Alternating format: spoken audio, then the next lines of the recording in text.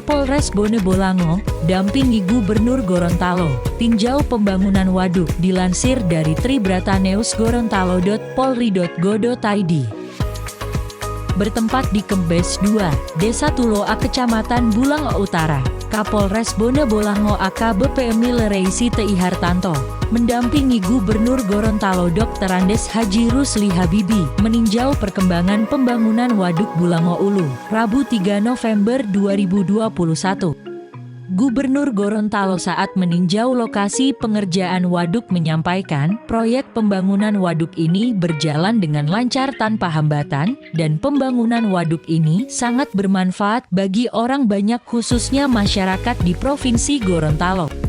Kapolres Bonebolango saat dikonfirmasi mengungkapkan bahwa Polres Bonebolango dan TNI serta pemerintah setempat sejak awal pembangunan waduk selalu siap menjaga situasi Kamtipmas, di mana lokasi waduk ini berada di wilayah Polres Bonebolango. Jadi kami siap mendukung demi kelancaran dan keselamatan pekerja maupun masyarakat yang berada di lokasi, ujar Emil.